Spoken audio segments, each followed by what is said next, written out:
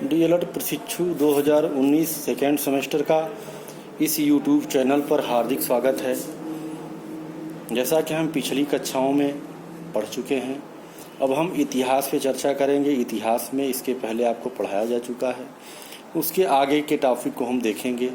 मौर्य साम्राज्य का पतन। मौर्य साम्राज्य का अंतिम शासक बृहद्रथ था।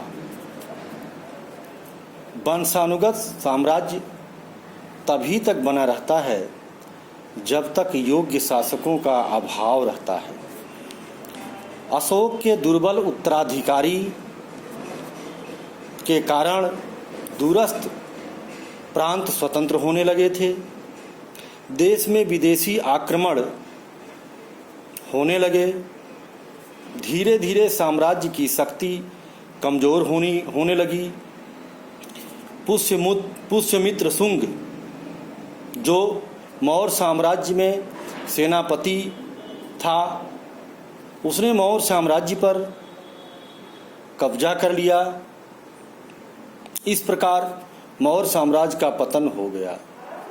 मौर्य साम्राज्य का पतन कोई आकस्मिक घटना नहीं है।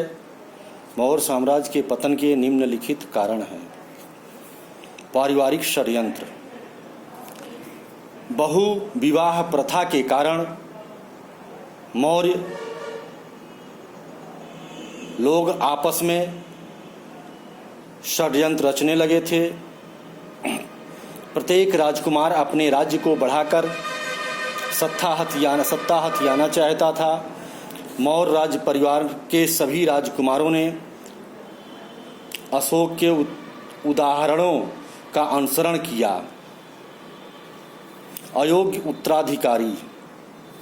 अशोक के बाद जितने भी मौर्य साम्राज्य हुए, उनका चरित्र उनके पूर्वज चंद्रगुप्त और अशोक के शासन काल में समान तेजस्वी नहीं था।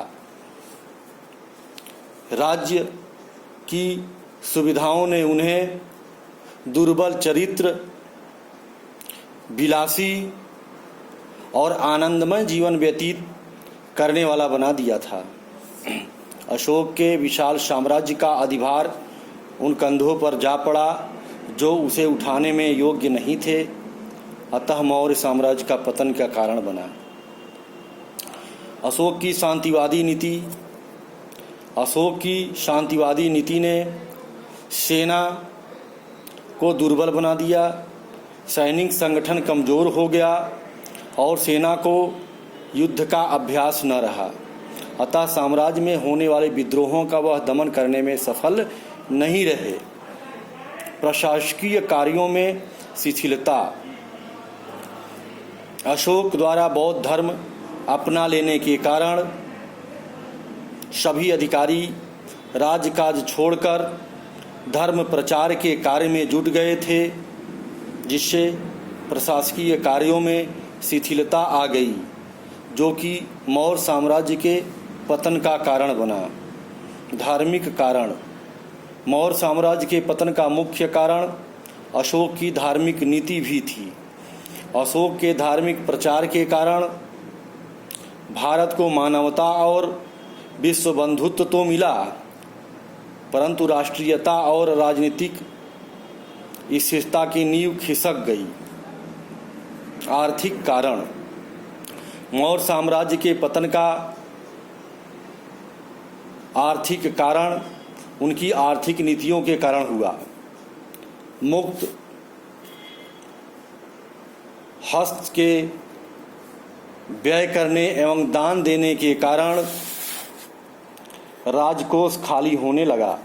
आर्थिक साधनों के अभाव में सैनिक गतिविधियां संचालित करने में कठिनाई होने लगी, जिससे मौर्य साम्राज्य को टिकाना कठिन काम हो गया तथा मौर्य साम्राज्य पतन की ओर अग्रसर होने लगा। बाह्य आक्रमण। अशोक के देहांत के बाद उत्तर पश्चिमी सीमा प्रांतों पर यूनानियों के आक्रमण प्रारंभ हो गए थे। उन्होंने पुष्पपुर पहुंचकर प्रांतों को अस्त व्यस्त कर दिया। यूनानियों के आक्रमणों ने मौर्य साम्राज्य की जड़ें हिलाकर रख दी, जो मौर्य साम्राज्य के पतन की ओर अग्रसर होने लगा और मौर्य साम्राज्य का पतन हुआ।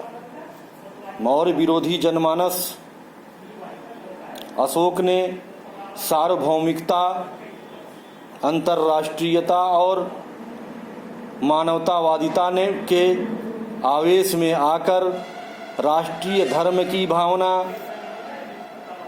की उपेक्षा ही नहीं की, बल्कि उस पर व्यंग और समय समय पर आलोचना भी की। इसे राज्य नीति बनाकर अशोक ने बहुसंख्यक जनता के असंतोष को बढ़ावा दिया, जिससे मौर्य साम्राज्य का विकास न होकर विनाश की ओर अग्रसर होने लगा और मौर्य साम्राज्य का पतन होने का मुख्य कारण बना। इस तरह से मौर्य साम्राज्य के पतन के उपयुक्त कारण थे। किसी भी साम्राज्य के पतन का कारण एक आकस्मिक घटना नहीं होती है, बल्कि उसमें तमाम तात्कालिक कारण, वर्तमान कारण, भूत कारण आदि कारण होते हैं। इस तरह से मौर्य साम्राज्य के पतन के उपयुक्त कारणों पर यदि प्रकाश डाला जाए तो मौर्य साम्राज्य के पतन का कोई एक कारण नहीं था, बल्कि विभिन्न कारण था, जिसके कारण मौर्य साम्राज्य के पतन को मौर्य साम्राज्य का पतन हुआ। इसी तरह मौर्य साम्राज्य के पतन पर प्रकाश डालते हुए आज हम यहीं तक संपन्न करते हैं। धन्यवाद।